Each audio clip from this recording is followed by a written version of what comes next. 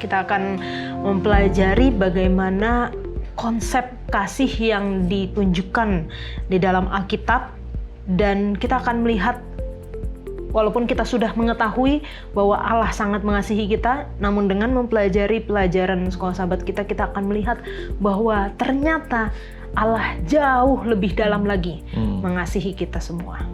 Hosea ini seperti itu gitu. Dia menikahi istrinya, tapi menikahi perempuan semua itu, tapi istrinya, mohon maaf, kayak kemana-mana gitu. Begitupun dengan kita sekarang.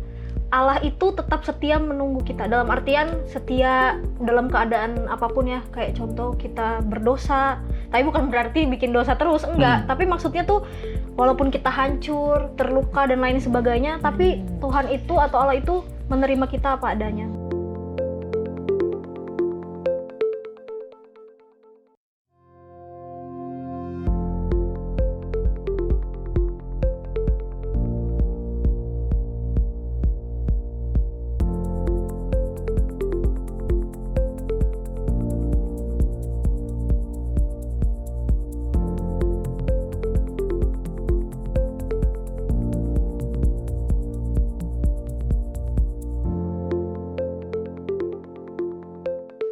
Selamat datang di Diskusi Sekolah Sahabat, diskusi pembelajaran Alkitab yang mendalam untuk menguatkan iman kepercayaan kita kepada Tuhan. Dan kami mengucapkan juga selamat tahun baru, memasuki tahun 2025. Semoga berkat Tuhan terus melimpah kepada kita semua, dan tentunya senang sekali bisa terus bersama-sama dengan pemirsa menemani di dalam diskusi sekolah sahabat kita. Dan selamat datang untuk teman-teman yang hadir di studio. Selamat tahun baru, menjelang tahun baru, memasuki minggu tahun baru ini ya. Dan tentunya kami juga senang untuk menyapa teman-teman yang selalu setia menyaksikan diskusi sekolah sahabat bersama-sama dengan kami, dan yang telah meninggalkan komentar di kolom komentar YouTube channel Diskusi Sekolah Sahabat.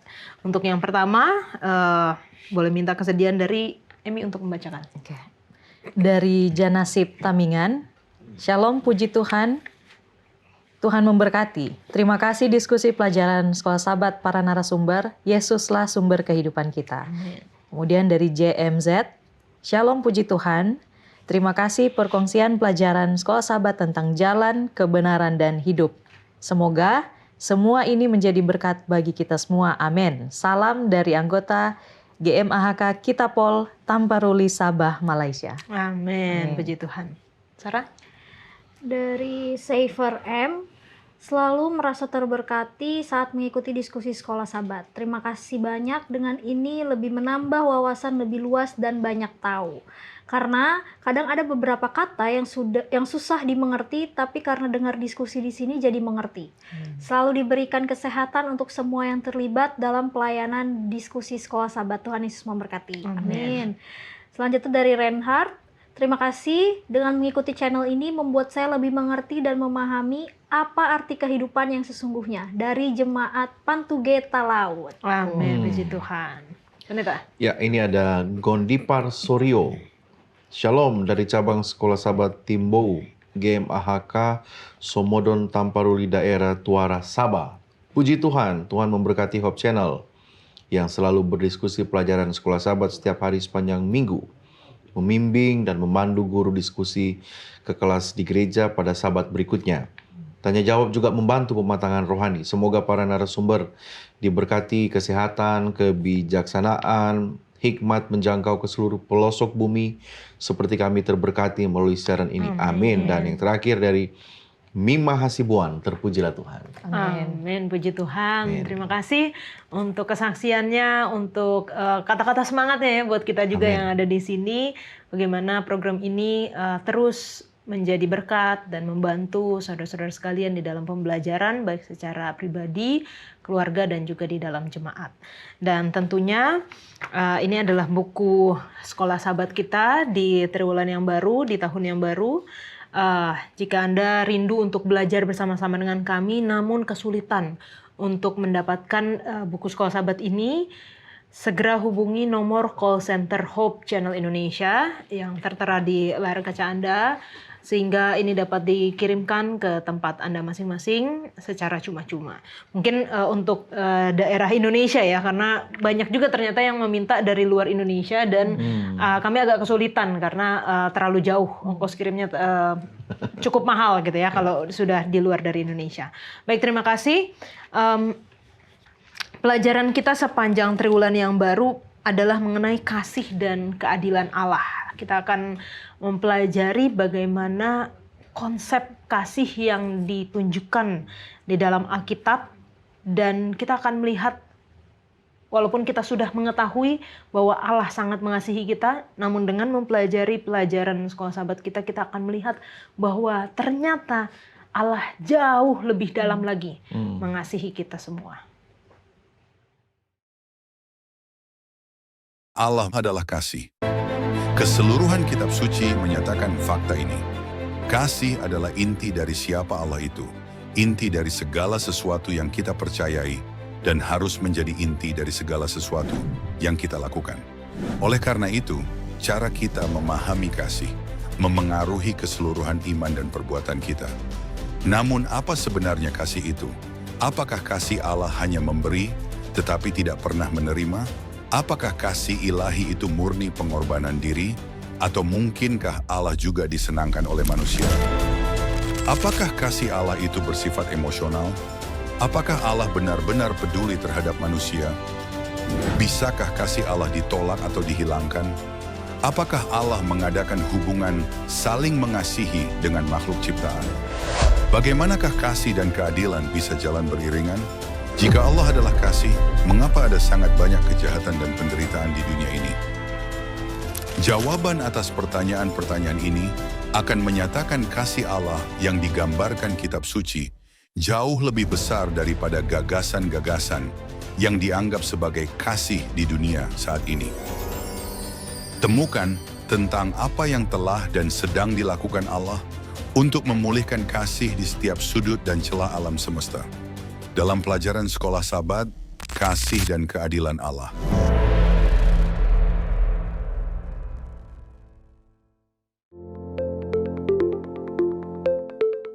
Pelajaran pertama, kuartal pertama tahun 2025 dengan judul Allah mengasihi secara sukarela. Ayat hafalannya terdapat di dalam Hosea 14 ayat 5. Aku akan memulihkan mereka dari penyelewengan. Aku akan mengasihi mereka dengan sukarela, sebab murkaku telah surut daripada mereka. Kita akan membuka diskusi kita dengan doa dibawakan oleh Emi. Ya, kita satu dalam doa. Bapa kami yang di surga, kami sangat bersyukur atas kesempatan kami boleh belajar tentang Tuhan, bahkan tentang kasih Tuhan itu sendiri. Bantu kami dengan roh-Mu untuk mengerti. Tuhan juga berkati para pemirsa yang menonton, sehingga ketika kami akan berdiskusi, ini boleh menambah iman dan kasih kami kepada Tuhan. Kami menyerahkan semuanya ke dalam tangan Tuhan, di dalam nama Yesus Kristus kami berdoa dan memohon dengan ucapan syukur. Amin. Amin. Terima kasih. Karena kita bicara mengenai kasih nih ya, kasih dan keadilan, Allah mengasihi secara sukarela. Tentunya kita tahu juga bahwa di dalam kehidupan kita ada yang namanya love language atau bahasa kasih. Kalau dari Pendeta Hezky sendiri, apa love language-nya? Ke siapa dulu? Terserah. Saya suka beda ya, memberi. kalau ke siapa beda ya. Beda. Tapi pada umumnya saya suka memberi, menunjukkan mengasihi, memberi perhatian, memberi ucapan, memberi sesuatu, yaitu. Itu yang suka dilakukan. Kalau yang suka diterima apa, Pendeta? Ya sama juga sih. Sama juga ya? Okay. Orang mengasihi karena, orang memberikan karena dia mengasihi dan sebagainya. Oke. Kalau Sarah? Kalau aku love language-nya itu physical touch. Wow. Sama physical take. Itu kalau ketawa sambil mukul gitu ya? Iya. Oke. Kalau dari Emi? Aku mungkin lebih ke words of affirmation sih. Karena aku suka menunjukkan kasihku, maksudnya menunjukkan bahwa aku menghargai orang itu dengan cara kata-kataku. Makanya aku lebih sering mengatur kata-kata, Pendeta. Wah, ceweknya. Dan berusaha supaya kata-kata itu juga tidak menyakiti orang lain. Jadi mungkin lebih ke words, kata-kata sih ya. Oke, wah luar biasa. Dan memang kalau kita pelajari ini kayaknya ada ilmiahnya ya pendeta ya, Iya. bahwa seseorang bisa menunjukkan kasihnya dengan cara yang berbeda-beda dan menerima bahasa kasih juga dengan dengan pilihan yang berbeda-beda gitu. Jadi lebih merasa dikasihi kalau tadi misalnya ada physical touch-nya, atau lebih merasa dikasihi ketika diberikan sesuatu gifts atau dengan acts of service, nah, gitu. Service, ya. Dan kalau kita pikirkan apa sih sebenarnya alasan kenapa kita mengasihi seseorang? Kalau misalnya contoh, oh ya saya mengasihi dia karena contohnya dia baik sama saya. Kalau dari Emi gimana? Entah itu mungkin ke orang tua atau ke teman, ke pasangan juga bisa. Kalau sekarang memang yang paling dikasihi memang orang tua kan Kak. Kalau bertanya kenapa mengasihi mereka ya karena melihat pengorbanan orang tua itu besar banget sih. Kemudian cara mereka mendidik, apalagi pengorbanan dalam bidang pendidikan, itulah kenapa ketika ditanya kenapa mengasihi orang tua, karena mereka udah berikan terlalu banyak. Gitu. Nggak mungkin untuk tidak membalas kasih mereka dengan mengasihi mereka, seperti itu. Oke. Sarah? Aku orang tua dan juga sahabat sih. Karena yang tadi Emi bilang juga kan berkorban dan lain sebagainya. Dan puji Tuhan punya keluarga yang selalu rela berkorban untuk aku.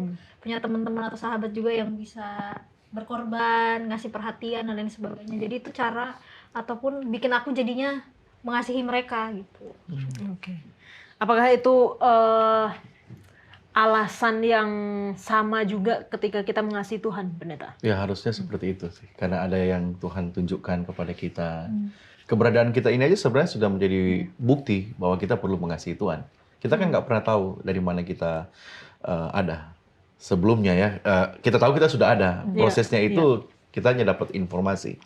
Mama, papa, orang tua kita juga tidak bisa menggambarkan dengan gambaran ilmu pengetahuan bisa menggambarkan bagaimana proses seorang anak itu lahir. Tapi itu terjadi, mengapa itu terjadi kan di luar nalar manusia.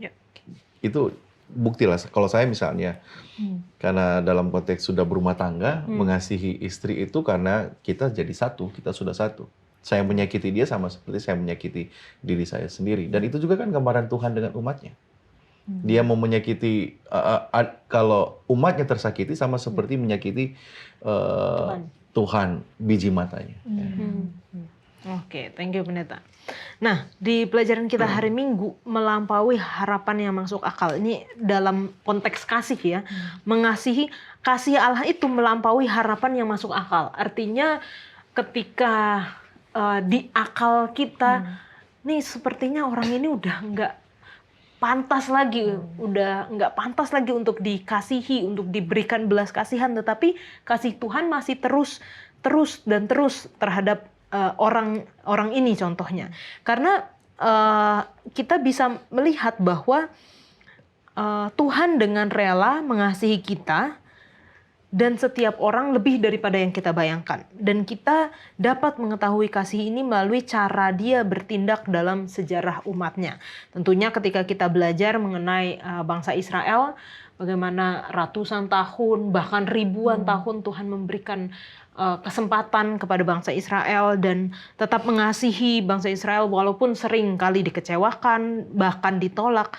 Nah, bagaimana informasi ini atau pengetahuan ini dapat mempengaruhi kita untuk mengetahui akan kasih Allah. Karena kan bukan kita yang menerima, walaupun kita secara umat Kristen sekarang adalah Israel rohani, tetapi bangsa Israel badani waktu itu yang telah istilahnya diberikan kasih yang luar biasa dari Tuhan. Kalau aku sih Kak, pernah juga baca ceritanya yang secara detail di Kejadian kan. Wah, itu kalau mau lihat memang seperti gambaran yang Kak Yola tadi berikan. Mungkin kalau aku di posisi untuk yang mengasihi bangsa ini, mungkin udah di titik udah cukup lah. Tapi Tuhan itu yang melampaui akal gitu. Kasihnya itu tidak berhenti sampai di ketika bangsa itu berkhianat, kemudian mereka istilahnya nakal lagi, tapi mereka bertobat lagi. Tidak sampai di situ Tuhan mengasihi mereka, tapi mengasihi mereka terus menerus. Dan hal ini ketika aku baca, aku tahu bahwa di situ merubah pandanganku tentang Tuhan, bahwa wah, ternyata kesabarannya Tuhan tidak seperti yang digambarkan manusia yang hanya sampai ada batas tertentu gitu. Oh, kalau dia 3 kali bikin salah, cukup, udah nggak mau lagi. Tapi Tuhan tidak seperti itu. Kesabarannya begitu panjang, lebar, dan dalam, dan begitu besar. Seperti itu sih, Kak. Aku melihat Tuhan, kesabarannya begitu besar, kasihnya digambarkan di bangsa Israel. Oke, kalau aku, kita tahu ya kalau bangsa Israel dengan Tuhan itu seperti apa, dan Tuhan ke bangsa Israel itu seperti apa. Tapi ada satu hal yang aku dapat dari cara Tuhan mengasihi bangsa Israel adalah Tuhan itu sebenarnya menepati janjinya. Selain tadi sabar yang Emi bilang, Tuhan itu juga menepati janjinya. Katanya nakal, bangsa Israel itu menyanyiakan hukum Tuhan, terus mengabaikan juga, menuntut Tuhan juga. Kalau bahasa keras sekarang kayak bodoh amat dengan perintah Tuhan gitu. Tapi Tuhan tuh masih setia sama mereka juga gitu, masih sayang sama mereka, mengasihi mereka. Bahkan mereka, bangsa Israel juga tahu bahwa Tuhan itu sayang banget sama bangsa Israel. Bahkan Tuhan kasih tahu janjinya lebih duluan. Kalau zaman sekarang sulit untuk percaya janji orang ya, pendeta. Lagi curhat ya. Maksudnya kan sulit ya, tapi Iya. pada saat itu ini langsung Tuhan loh yang kasih tahu janjinya ke bangsa Israel, tapi mereka tetap kayak gitu. Iya. Betul. Janji Tuhan itu kita jangan salah mengerti. Janji Tuhan itu kepada semua orang, kepada semua. Iya. Walaupun Tuhan itu punya wewenang kepada siapa dia mau mengasihi, itu kan Ya. ultimate, dia punya haknya Tuhan. Tuhan punya hak. Tetapi kalau ada anggapan para teolog ataupun ajaran-ajaran di luar sana yang mengatakan bahwa oh Tuhan itu sudah menentukan yang siapa yang harus dia kasihi dan siapa yang tidak harus dia kasihi. Kita tidak mempercayai Tuhan seperti itu. Kita percaya Tuhan itu meskipun dia punya wewenang, tapi dia tidak sewenang-wenang mengasihi, mempedulikan satu pihak dan yang lain tidak. Tidak. Tuhan punya kasih, Tuhan punya karunia itu general kepada semua orang.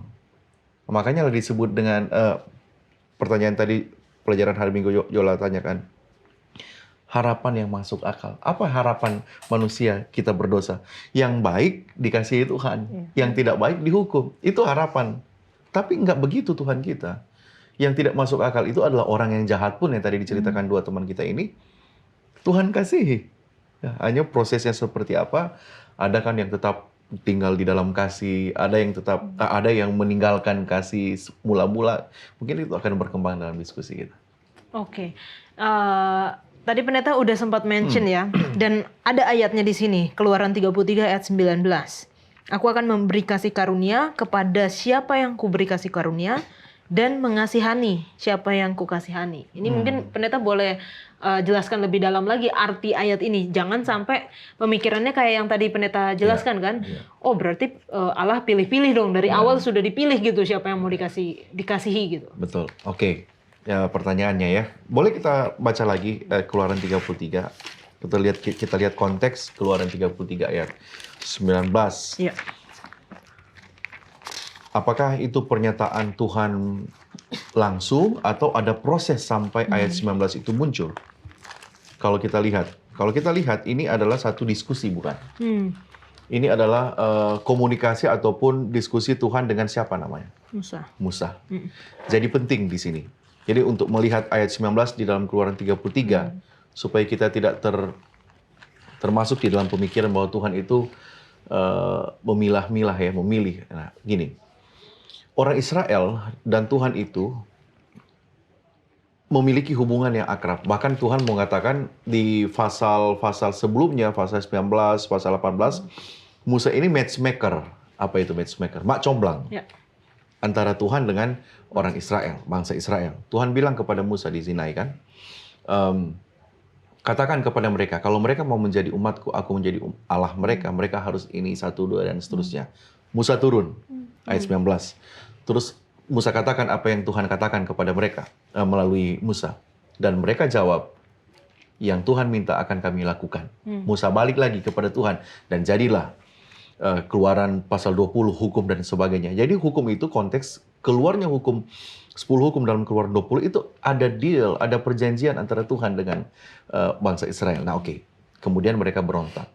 dari pasal 20 sampai pasal 33 ini muncul, ada banyak peristiwa. Ya, ada banyak peristiwa yang dilakukan sampai Tuhan mengeluarkan perkataan ayat 19 tadi. Nah, perkataan ayat 19 tadi ini muncul hanya kepada Musa. Tuhan katakan kepada Musa, oke? Kenapa? Karena akses dengan orang Israel itu sudah terputus. Tuhan tidak lagi menerima dalam tanda kutip, akses mereka bertemu langsung dengan Tuhan tidak ada lagi. Karena mereka melakukan hal yang buruk. Tetapi ada perantaraan. Dalam hal ini masih ada yang namanya Musa. Tuhan katakan kepada Musa di dalam ayat 19 tadi, aku akan memberikan kasih karunia kepada siapa yang kuberi kasih karunia dan mengasihani siapa yang kukasihani. Ini bukan penentuan. Atau bahasa yang lain, ini bukan predestinasi. Tuhan tidak mengatakan, oh saya memberikan. Enggak, ini mau menunjukkan dia punya wewenang itu. Tuhan punya hak untuk memberikan. Tapi dia tidak menutup kemungkinan kepada siapa saja untuk menerima. Jadi pasal 33 ayat 19 ini intinya adalah Allah sedang menyatakan sebenarnya bahwa sebagai pencipta dari segala sesuatu, dia mempunyai hak dan wewenang untuk memberikan rahmat dan kasih sayangnya cuma-cuma, bahkan kepada orang yang nggak layak pun. Jadi ayat ini tidak menunjukkan predestinasi Tuhan menentukan, tetapi lebih menunjukkan Tuhan itu punya wewenang untuk memberikan kasih, bahkan kepada orang yang apa katanya? Nggak layak. Jadi bukan hanya bukan menunjukkan bahwa Tuhan itu memilih. Kemudian kan ayat 19 itu muncul itu satu, bukan menunjukkan Tuhan memilih. Kemudian yang kedua, ayat ini muncul setelah ada dalam diskusi dengan Musa. Musa kan tanya, tunjukkanlah kemuliaanmu. Oh, kemuliaan saya itu nggak seperti itu.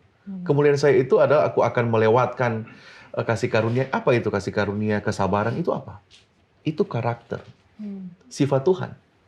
Jadi kalau mau bilang Musa ingin dapat konfirmasi dari Tuhan bahwa Tuhan akan beriman. Oh nggak penting dalam hal ini bagi saya. Tidak penting melihat wajah saya dari Tuhan, tetapi inilah yang harus kalian lihat. Glory itu adalah karakter Tuhan. Kemuliaan Tuhan itu adalah karakter Tuhan. Inilah yang sudah hilang daripada bangsamu, Musa.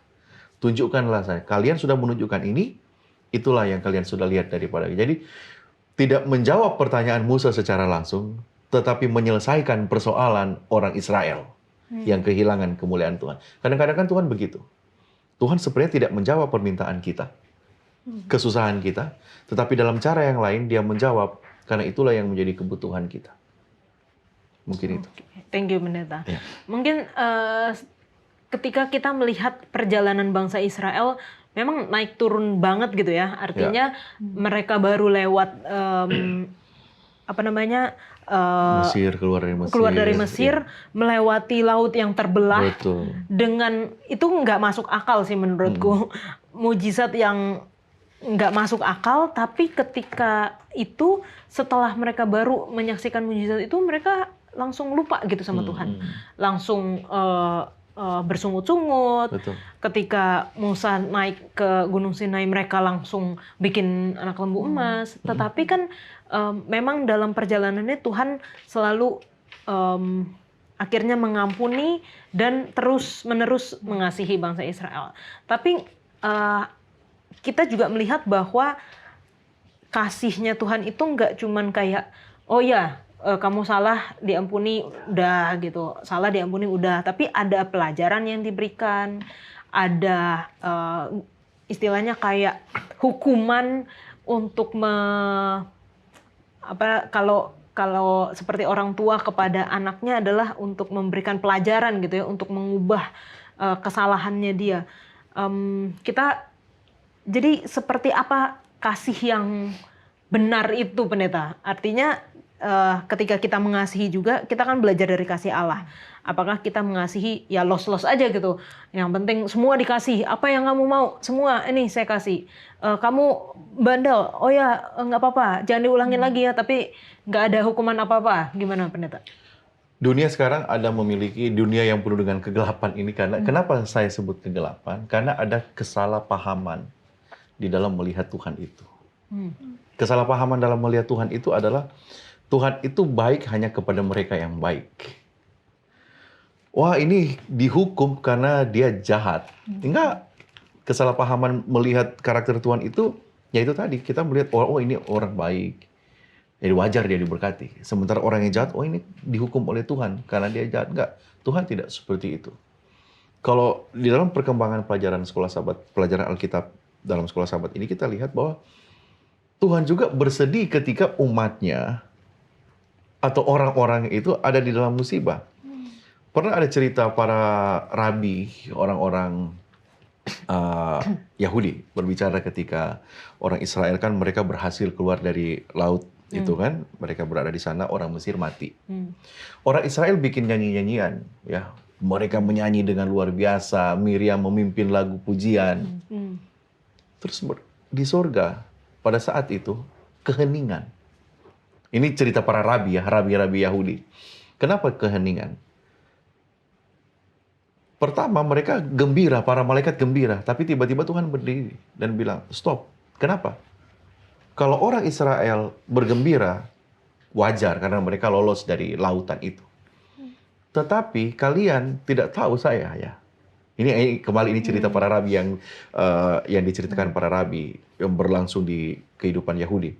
Tuhan bersedih. Kenapa? Orang Mesir itu juga adalah ciptaan saya. Mereka juga itu adalah objek di mana mereka bisa bertobat, bisa menurut saya, tapi karena kedegilan hati mereka ataupun ketidaktahuan mereka ataupun penolakan mereka. Jadi jangan salah paham dengan Tuhan. Melihat ada orang berduka, orang salah itu mendapat orang salah itu mendapatkan bencana itu Tuhan juga bersedih. Kesalahan kita melihat Tuhan, itu Tuhan yang hukum dia. Sebenarnya mereka hanya menerima konsekuensi yang sudah tersedia. Jahat ya ini. Tuhan tidak menciptakan itu kan. Jadi itulah yang mungkin kita jangan salah memandangi Tuhan. Oleh karena Tuhan itu jahat kepada orang yang salah gitu dan baik kepada orang yang. Apakah semua kita benar-benar baik? Enggak, kita menerima kebaikan itu bukan karena kita baik, tapi karena Tuhan mengasihi. Kan dia punya kasih itu tidak terbatas. Dia mau tidak dapat dibatasi, tidak dapat dihitung dan sebagainya. Baik, terima kasih Pendeta untuk penjelasannya. Memang pelajaran kita akan meluruskan ya bagaimana kita memandang benar sekali kasih itu dan memandang akan karakter Tuhan. Jadi jangan kemana-mana, kita lanjutkan setelah yang satu ini.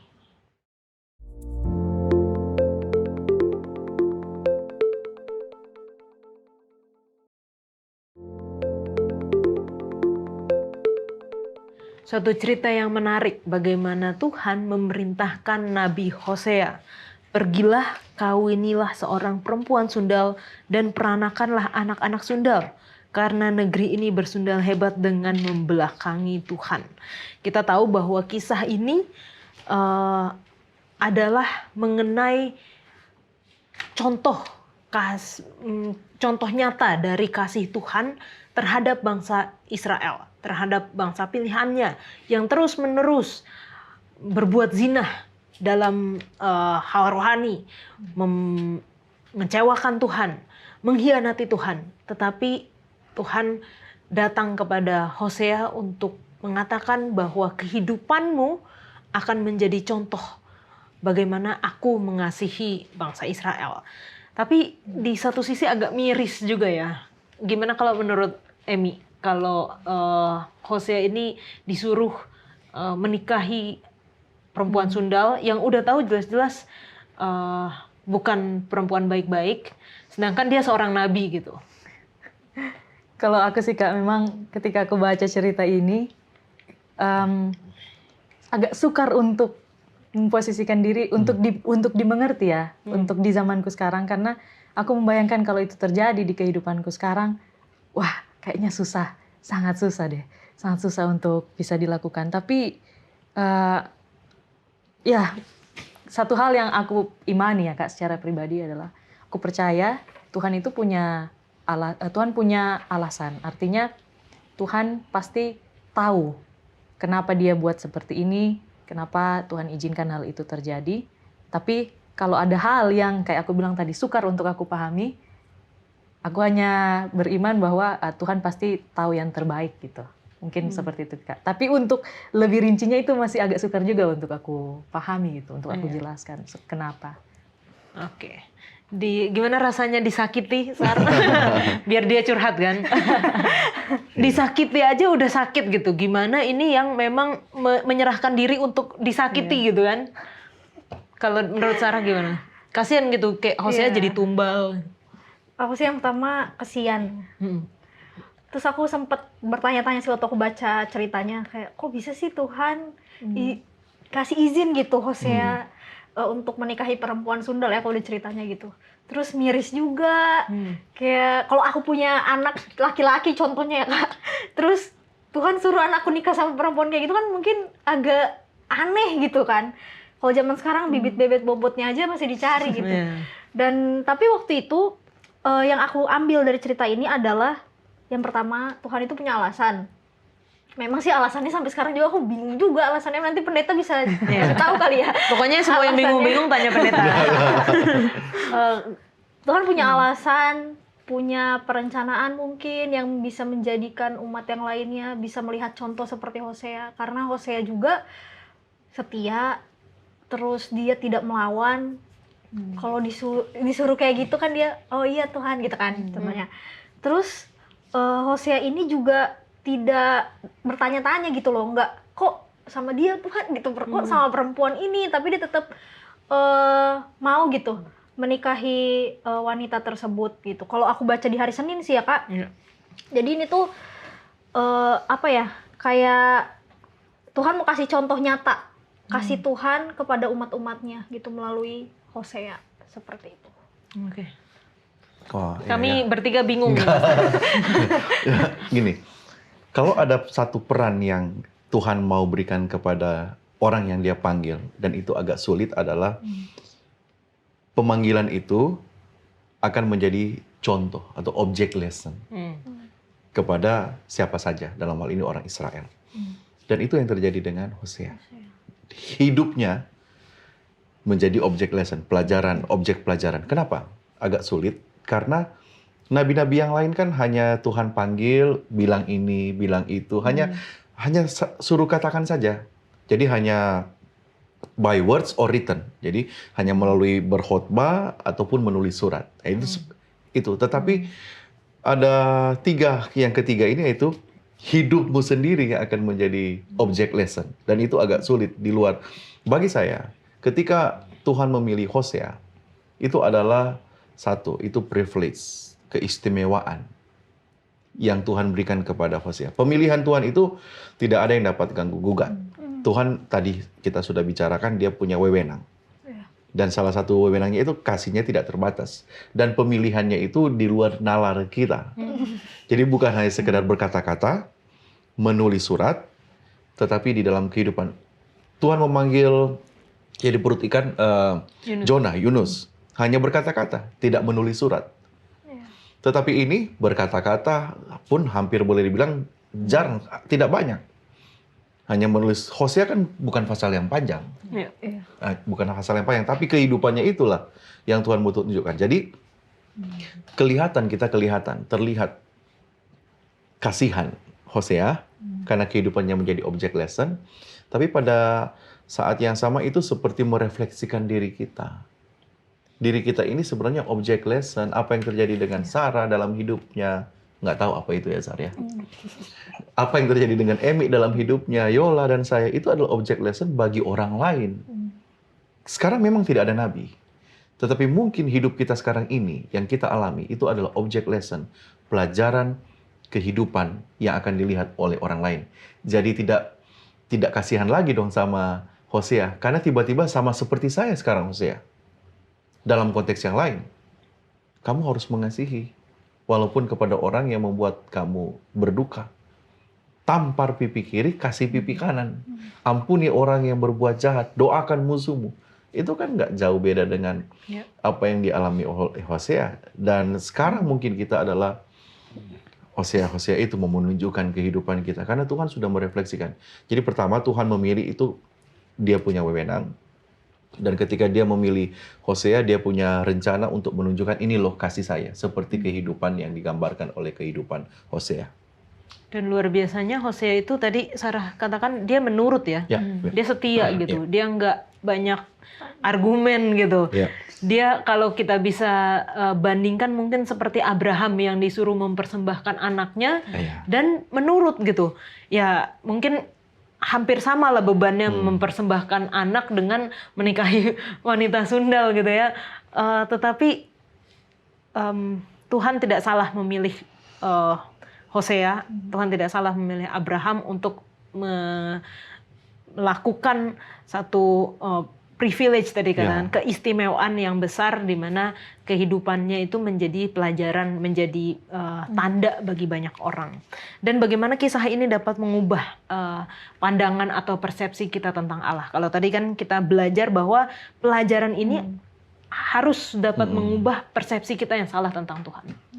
Kalau aku sih ya inilah Kak, lebih ke kesetiaan Tuhan itu yang kayak tadi juga aku bilang kan awal soal kesabaran Tuhan dibandingkan dengan kita manusia. Nah sekarang kesetiaan juga. Nah kadang atau bahkan sebelum aku baca ini pun aku masih sering berpikir seperti yang tadi pendeta gambarkan, pendeta, salah persepsi. Iya.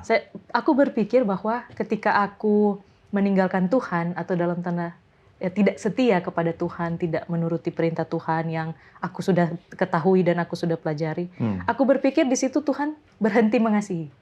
Tapi ternyata dari cerita ini sama seperti gambaran Hosea dengan istrinya Gomer ya.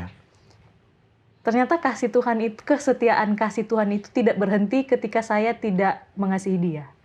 Artinya kesetiaan Tuhan itu tetap terus, mau kita saat ini mungkin saat dalam keadaan baik atau kita dalam keadaan jahat saat ini, Tuhan masih setia mengasihi kita dan Tuhan masih setia untuk mengundang kita berada dalam persekutuan kasih-Nya. Jadi persepsi tentang Tuhan itu yang saya bisa pelajari dari peristiwa Hosea tentang kasih kesetiaan Tuhan itu. Seperti itu, Kak. Kalau aku dari kisah ini tuh aku melihat seperti gambaran Allah dengan kita ya umat-umat Tuhan. Ya kalau di hubungan percintaan itu ada yang namanya bertepuk sebelah tangan. Nah, jadi kisahnya Hosea ini seperti itu gitu. Dia menikahi istrinya, tapi menikahi perempuan sundal itu, tapi istrinya mohon maaf kayak kemana-mana gitu. Begitupun dengan kita sekarang. Allah itu tetap setia menunggu kita. Dalam artian setia dalam keadaan apapun ya. Kayak contoh kita berdosa. Tapi bukan berarti bikin dosa terus, enggak. Tapi maksudnya tuh walaupun kita hancur, terluka dan lain sebagainya, tapi Tuhan itu atau Allah itu menerima kita apa adanya. Bahkan kalau di hari Senin itu kita bisa lihat di paragraf yang kedua bahwa Allah sebagai kekasih yang bertepuk sebelah tangan dari pasangan yang tidak setia. Di saat kita umat-umatnya mencemoohkan Tuhan, mencemoohkan hukum Allah, tapi Allah tuh tetap setia sama kita. Tidak pernah meninggalkan. Kalau sekarang kan sering banget nih orang kayak kayaknya karena aku terlalu banyak dosa, aku bikin hal yang menyakiti hati Tuhan, kayaknya Tuhan ninggalin aku. Salah, sebenarnya tuh malah Tuhan tuh nggak pernah ninggalin kita gitu. Jadi dari gambaran itu kayak gitu sih menurut aku. Oke. Dan pelajaran sekolah sahabat kita juga mengatakan ya dari ayat hafalannya pendeta, aku akan mengasihi dengan mereka dengan sukarela gitu. Jadi di sini dikatakan istilah sukarela diterjemahkan dari kata Ibrani nedabah yang berarti dipersembahkan secara sukarela. Jadi seperti satu persembahan gitu yang diberikan secara sukarela. Pendeta ada mau ditambahkan? Sukarela, suka tidak suka harus rela. Jadi menunjukkan sukarelanya Tuhan itu kan sifat kasih Tuhan itu, sukarela. Dia memberi dengan sukarela, ada intensi positif di sana ya, bukan keterpaksaan. Jadi mau menunjukkan dalam cerita Hosea dan Gomer ini pandangan kita tentang Tuhan bahwa sifat sukarela dari cintanya Tuhan ini mau menunjukkan bahwa orang yang tidak layak menerima pun diberikan kasih itu. Itulah sifat sukarela dari kasihnya Tuhan itu. Orang yang tidak layak pun bisa mendapatkan kasih Tuhan itu karena dia tidak memilih-milih. Itulah cara pandangan kita tentang Tuhan dalam cerita Hosea dan Gomer. Oke. Dan kita lanjut lagi pelajarannya di hari Selasa dengan judul kasih diberikan secara cuma-cuma ya tadi yang tadi pendeta sudah sampaikan. Dan menariknya adalah dalam pelajaran ini kita melihat bahwa Allah tidak membutuhkan makhluk sebagai objek kasihnya. Artinya di dalam kasih kan perlu ada objek untuk menunjukkan kasih itu kan. Tetapi sebenarnya Allah tidak membutuhkan kita. Allah tidak butuh menciptakan dunia apapun. Allah tidak membutuhkan kita. Karena Allah itu adalah kasih dari mulanya gitu. Sebenarnya bukan artinya Allah tidak membutuhkan kita itu bukan artinya Allah tidak butuh kita. Maksudnya Allah tidak kita tidak diciptakan bukan sebagai objek untuk supaya Allah dapat mengasihi, karena Allah adalah kasih. pada mulanya gitu. Lalu sebenarnya apa sih maksudnya Tuhan untuk menciptakan dunia ini dan seluruh makhluk ciptaan pada mulanya gitu, Emi? Kalau aku sih Kak melihat ini lebih ke Allah tidak membutuhkan kita itu lebih ke tadi yang kalau Kakak bilang, bukan berarti Tuhan menciptakan manusia supaya dia menginginkan kita untuk berbuat sesuatu ke dia. Atau dalam hal supaya, oh saya mau mengasihi dia, supaya ada harapan gitu, supaya dia bisa mengasihi saya kembali. Jadi aku melihatnya seperti itu. Jadi bukan berarti Allah tidak membutuhkan kita, ya yang penting kita ada atau tidak. Bukan seperti itu, tapi dalam konteks, karena kasih Allah itu memang pure, tadi Neta bilang juga, sukarela. Dan kasih Allah itu pure untuk kepentingan kita. Jadi tadi Kakak bilang, karena dia adalah kasih, jadi dia sifatnya memang pengasih. Dia ingin menciptakan dunia, dan karena dia itu adalah kasih, jadi dia ingin mencurahkan kasih itu kepada dunia yang dia ciptakan. Dia ingin kita supaya terlibat dalam satu hubungan kasih dengan dia.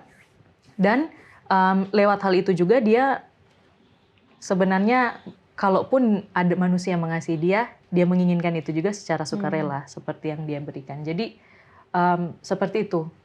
Karena Tuhan kasihnya itu apa ya, purely untuk ciptaannya itu, seperti itu Kak. Oke. Selain dari kemahakasihannya Tuhan itu, kan Tuhan memiliki kemahatauan juga ya pendeta ya. Dan kemahatauannya Tuhan itu mengetahui bahwa dunia yang diciptakan itu akan jatuh dalam dosa. Istilahnya kalau misalnya secara logika manusia, walaupun ini jauh lah sama logika Tuhan ya, logika manusia udah tahu ini yang akan diciptakan akan rusak gitu. Kenapa dari awal diciptakan? Sudah tahu mau bikin dosa, mau bikin salah ya. Ibrani pasal 1 ayat 3, boleh kita baca. Ibrani pasal, ya, kalau siapa yang sudah dapat boleh baca lebih dulu.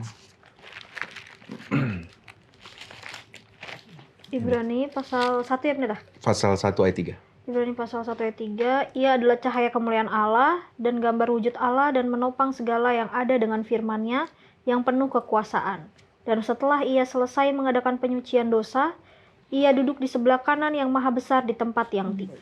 Oke, terima kasih. Ini cerita tentang Yesus ya, yang menciptakan. Yesus yang melalui dialah Tuhan menciptakannya. Allah berfirman dengan perantaran anaknya. Ketika ayat 3 muncul, ia adalah cahaya kemuliaan Allah, gambar wujud Allah, dan menopang. Apa artinya menopang? Kembali, ini juga ayat ini menggagalkan pemikiran bahwa Tuhan itu tidak bertanggung jawab dengan ciptaannya. Tuhan sudah ciptakan, mau jadi apa setelah itu, terserah. Tidak. Kita tidak mempercayai Tuhan yang seperti itu. Tapi dia masih upholding, masih menopang. Tuhan Yesus katakan di dalam Injil, Bapakku bekerja sampai hari ini, demikian juga lah aku tetap bekerja. Apa artinya? Tuhan yang bertanggung jawab. Meskipun dia mengetahui akan ada hal yang buruk terjadi di depan, tetapi pekerjaannya itu menunjukkan kasihnya dia. Dia tetap akan menunjukkan, itulah sifat sukarelanya Tuhan. Walaupun dia tahu akan ada bahaya di depan, akan ada masalah dengan ciptaannya, dia tetap menunjukkan, oke, aku akan terima. Lihat apa yang terjadi dengan Adam dan Hawa. Apa yang terjadi dengan bangsa purba di zamannya Nuh, air bah, dan sampai Israel jadi utara dan selatan, dan bahkan sampai hari ini. Kata Rasul Paulus, Tesalonika kalau tidak keliru, dunia ini semakin hari semakin bertambah buruknya. Orang jadi lebih mencintai diri, menjadi hamba uang dan sebagainya. Akan lebih buruk. Tidak jadi lebih baik, tapi ujungnya akan jadi lebih baik. Ya, Tuhan tetap bekerja sampai hari ini untuk menunjukkan sifat sukarela dari kasih-Nya itu. Amin. Terima kasih pendeta untuk penjelasannya. Teman-teman jangan kemana-mana karena kita akan lanjutkan setelah yang satu ini.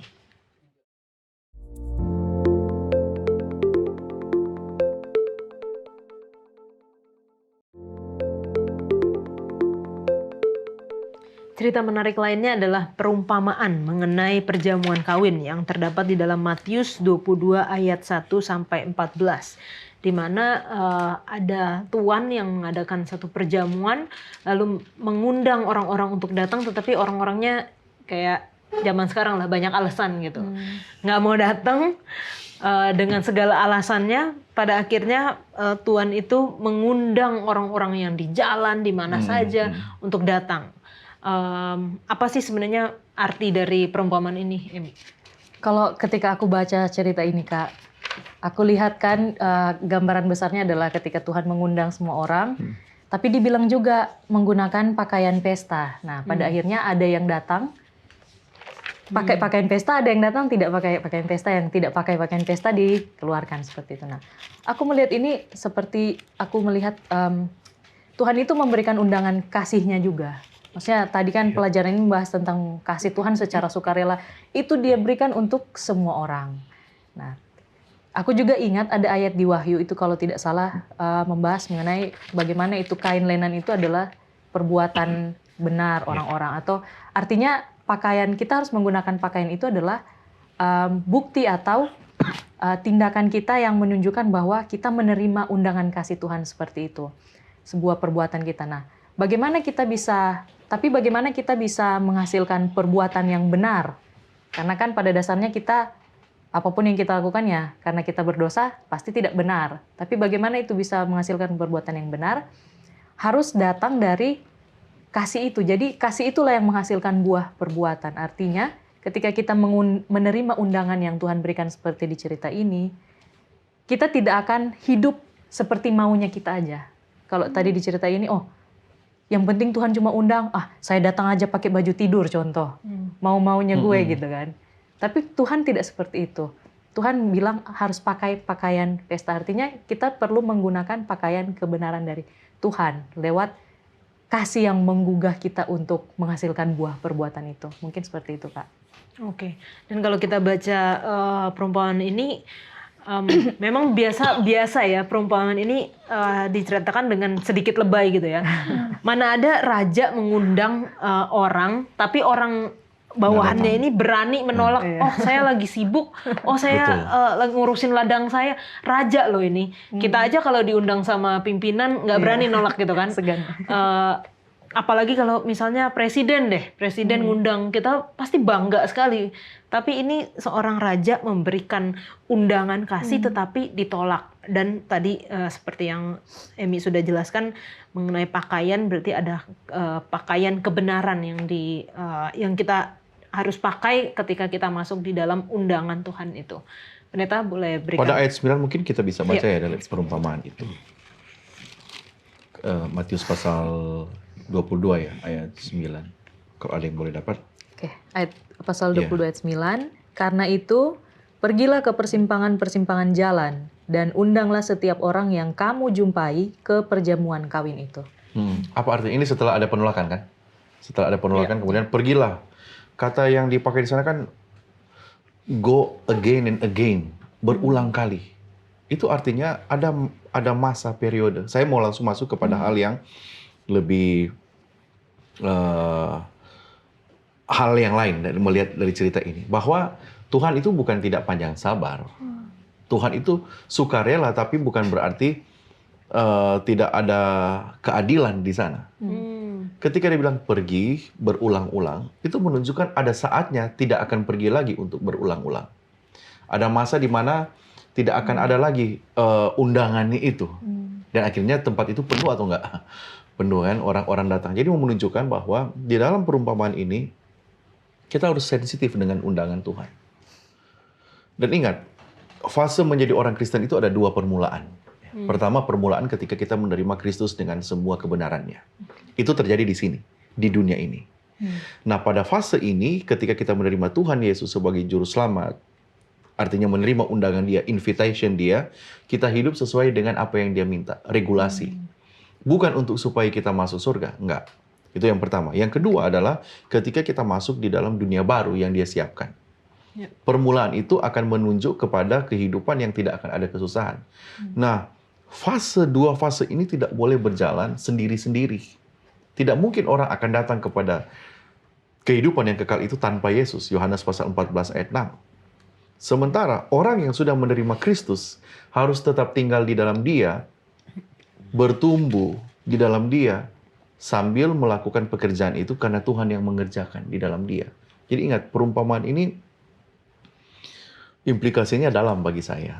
Di sana seperti pesta, bagus, ya, bukan bagus ya, apa yang dikatakan Yola itu pemikiran. Orang yang diundang raja loh, orang semua mau diundang presiden kan? Mau. Orang kalau hari raya, open house, istana, bejibun orang, antri kan orang dari, ini memang satu keanehan. Itu satu keanehan, bahkan orang acut-acut, kenapa? Mereka masih memusingkan dengan segala urusan mereka. Bisnis mereka, pekerjaan mereka. Mungkin ada yang belum selesai, Sarah. Jadi istilahnya cinta lama belum kelar gitu. Jadi mereka urus itu dulu daripada menerima undangan Tuhan. Oke. Dan kita kalau ujung dari cerita ini ya, di ayat 14, sebab banyak yang dipanggil, tetapi sedikit yang dipilih. Artinya bukan memilih yang tadi pendeta sudah jelaskan di awal ya, bukan Tuhan memilih-milih, oh ini. Semuanya dipanggil. Tapi karena mereka menolak, karena ada yang menolak dan ada yang datang dengan tidak menggunakan pakaian pesta, sedikit yang dipilih dari pelajaran perumpamaan tentang perjamuan kawin. Ada satu pelajaran lagi yang kembali lagi mengingatkan kita akan kasih Allah, yaitu Tuhan Yesus yang rela disalibkan untuk kita. Tuhan Yesus yang rela menderita, mati demi kita. Apakah ada kasih yang lebih besar dari seorang sahabat yang rela menyerahkan hidupnya, rela menyerahkan nyawanya untuk kita? Kadang-kadang kalau kita mikirin, kan Emi sama Sarah nih sahabatan nih, siapa yang mau mati untuk siapa ya gitu kan. Contohnya bayangkanlah seperti itu. Pasti wah besar banget kasihnya gitu. Besar banget rasa sayangnya kalau sampai berkorban bahkan sampai nyawa. Tetapi terkadang kita sebagai anak-anak Tuhan, sebagai umat Kristen sering melupakan. Dalam hal apa ini kita sering melupakan bagaimana pengorbanan Tuhan yang mati untuk kita. Ini. Sepertinya seperti yang pendeta bilang tadi juga sih.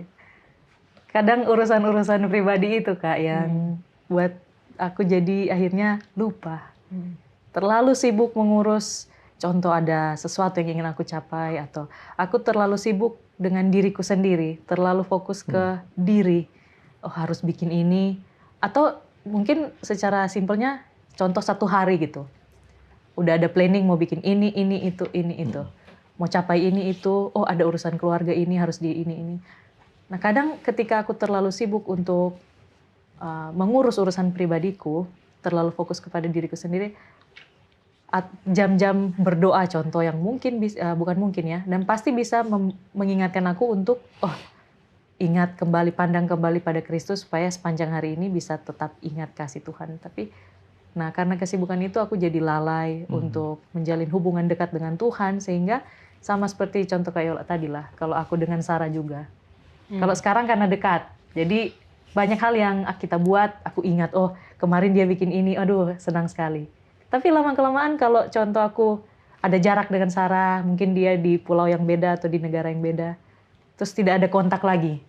Lama-lama pasti lupa. Nah begitu juga kalau aku dengan Tuhan, kadang itu yang buat aku lupa karena aku terlalu sibuk dengan diriku, tidak mau mengusahakan untuk berhubungan dekat dengan Tuhan dalam setiap hari.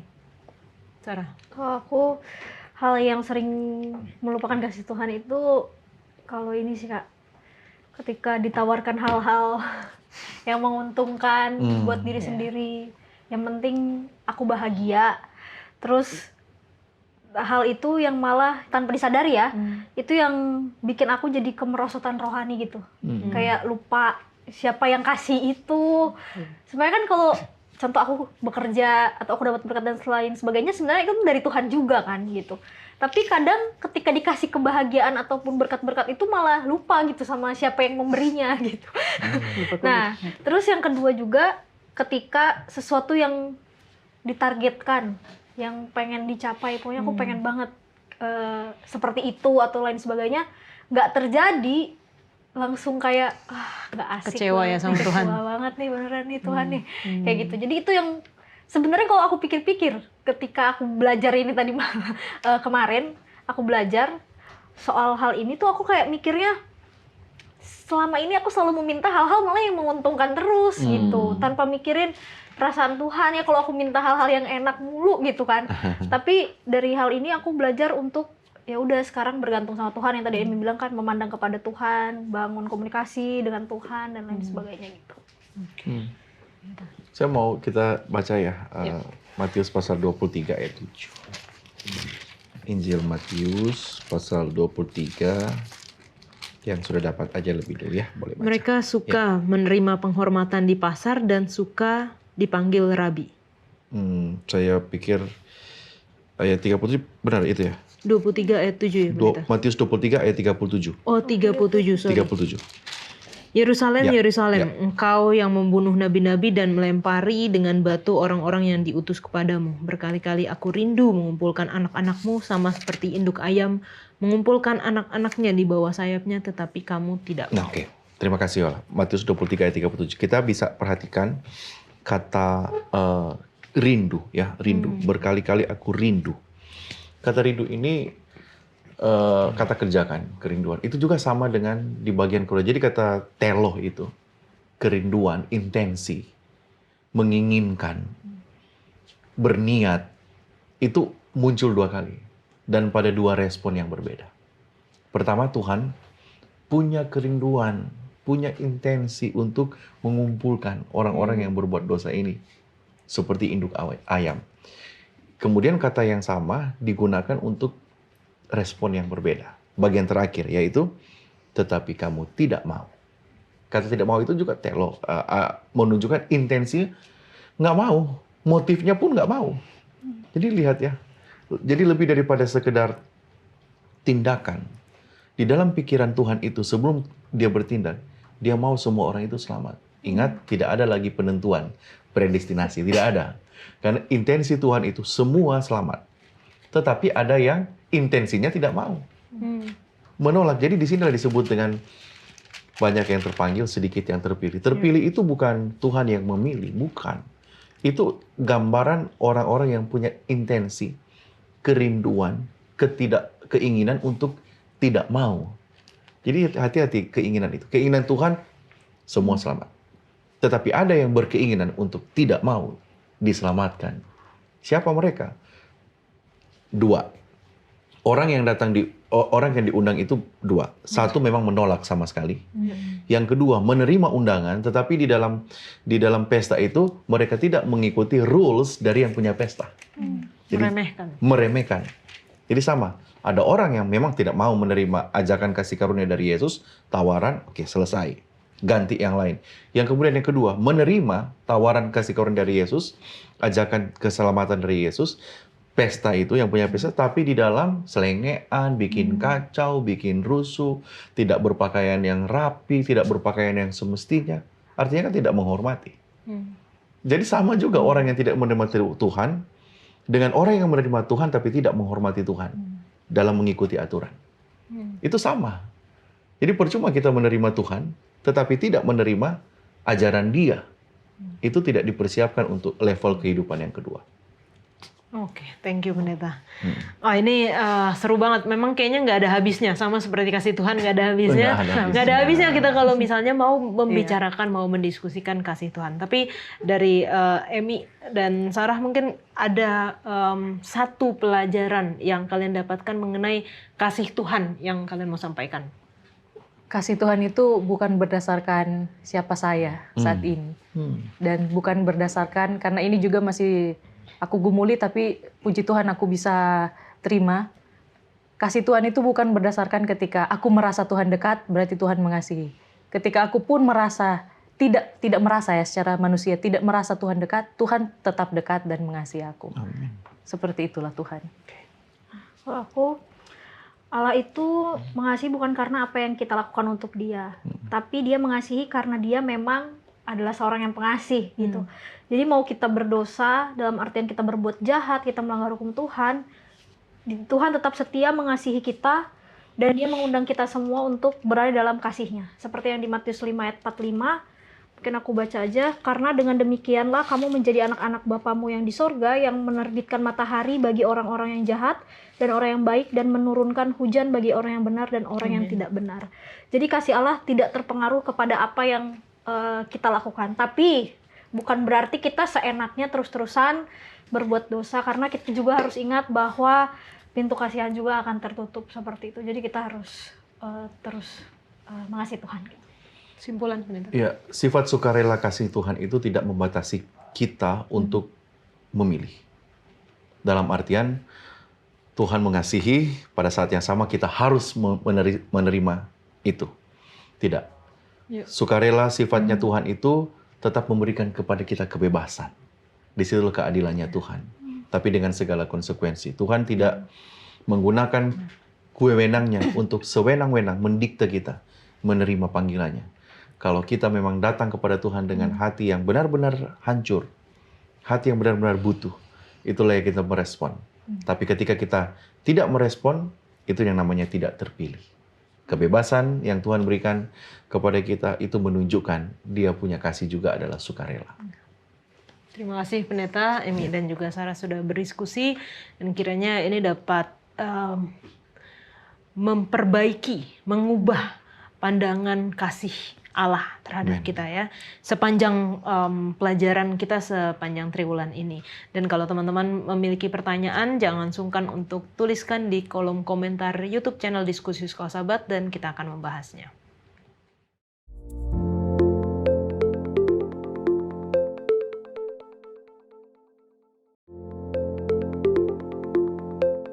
Saat ini kita masuk di dalam sesi tanya jawab bersama dengan Pendeta Alberto Tolesi. Terima kasih Pendeta. Terima kasih Kak Yola. Selamat tahun baru juga Pendeta. Selamat tahun baru Kak Yola. Kita sudah memasuki tahun yang baru, memasuki pelajaran yang baru, tetapi karena ini masih pelajaran pertama, pertanyaan yang dari pemirsa itu masih yang tentang Yohanes. Pendeta, nggak apa-apa ya Pendeta. Siap, Kak Yola.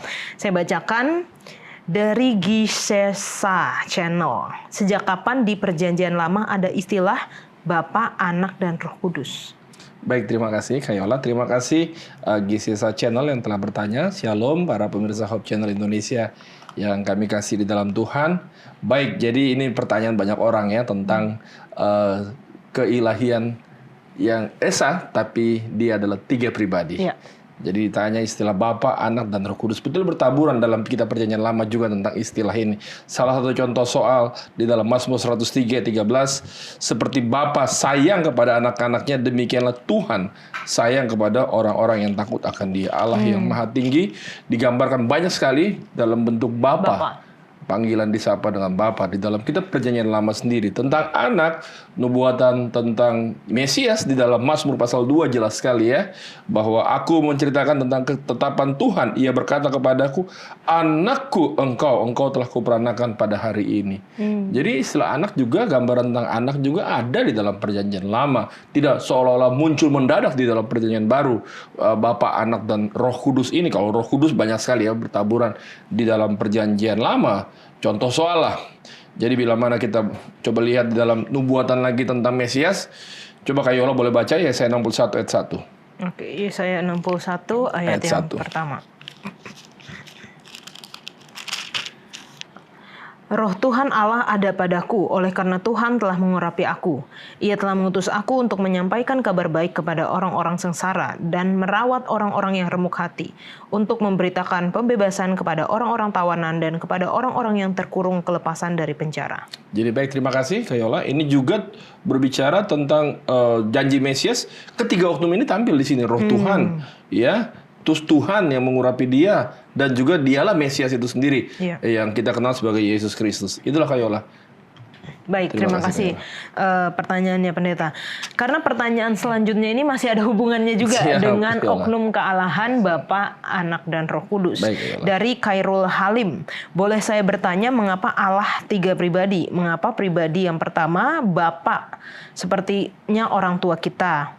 anak seperti Bapa beranak, apa nggak ada kata yang lebih dapat dimengerti? Dan ketiga, Roh Kudus itu jelas pribadi diri Allah sendiri. Jadi kembali lagi pertanyaan yang mirip serupa tentang tiga pribadi kealahan ini, Pendeta. Baik, terima kasih Kak Yola.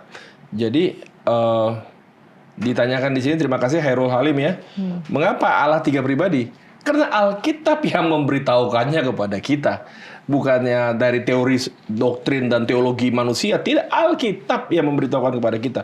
Bahkan, saudara-saudara, Yesus sendiri menyatakannya. Ketika dia memberikan perintah untuk pergi membaptis orang. Coba boleh baca di dalam Matius 28:18, Kak Yola.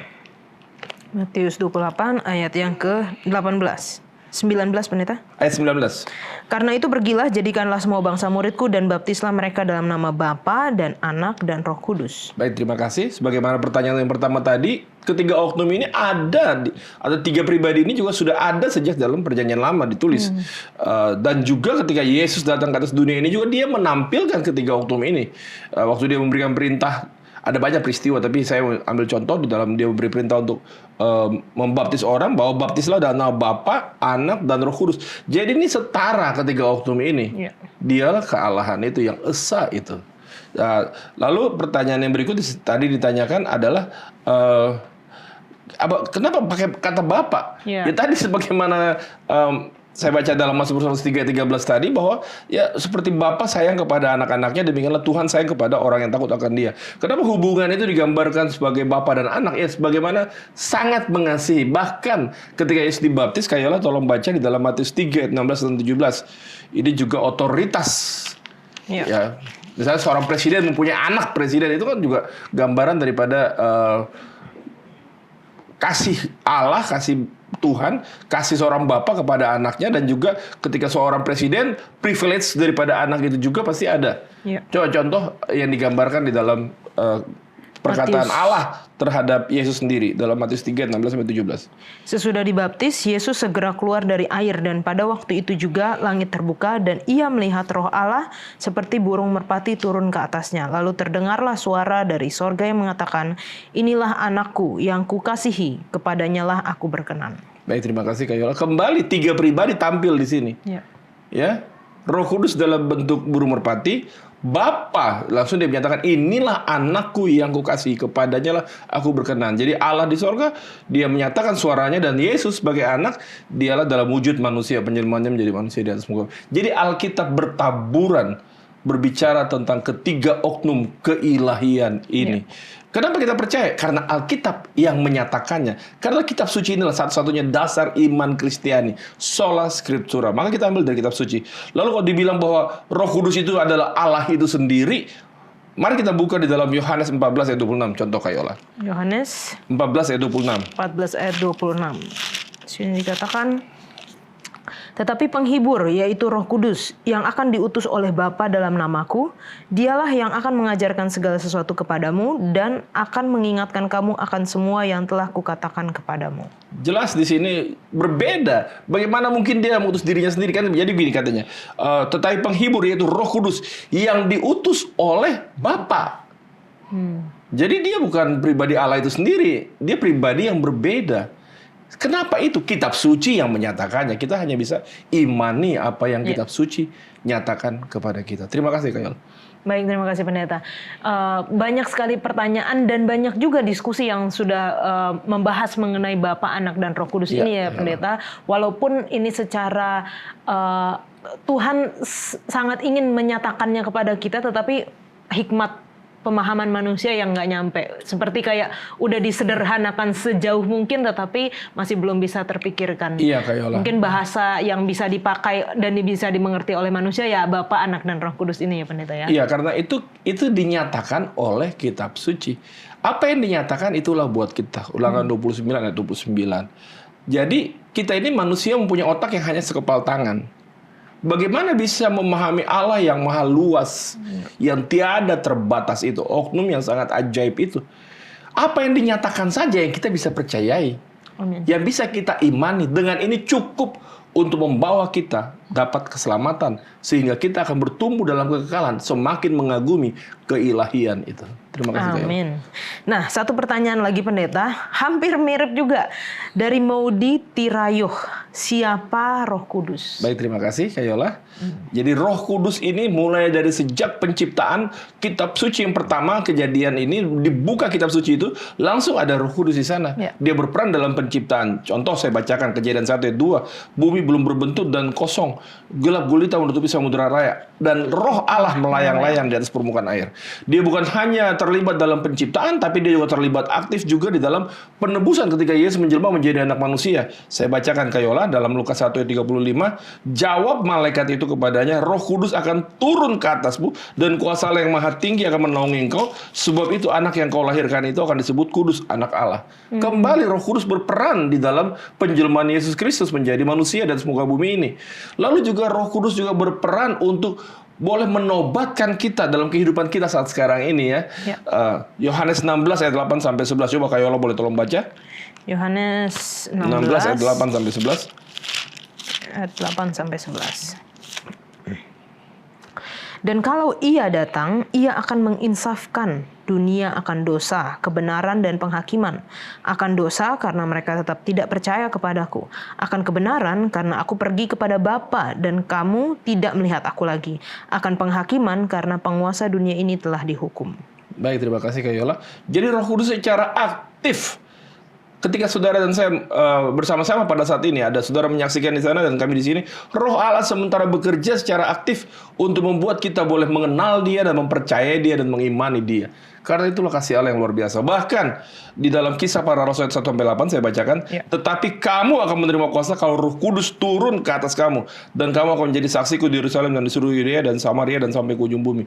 Roh Kudus juga akan mendampingi kita di dalam penyebar luasan Injil ini. Kuasa itu didapat dari Roh Kudus itu sendiri. Jadi Tuhan memang betul-betul dalam ketiga pribadi ini, ketiga oknum ini bekerja untuk keselamatan semua manusia yang ada di muka bumi ini. Terima kasih Kak Yola. Amin. Terima kasih banyak pendeta untuk penjelasannya. Teman-teman kalau misalnya masih memiliki pertanyaan, tapi karena kita sudah memasuki pelajaran yang baru, yaitu mengenai kasih dan keadilan Allah, segera tuliskan di kolom komentar YouTube channel Diskusi Sekolah Sabat dan kita akan membahasnya. Kita kembali lagi ke studio.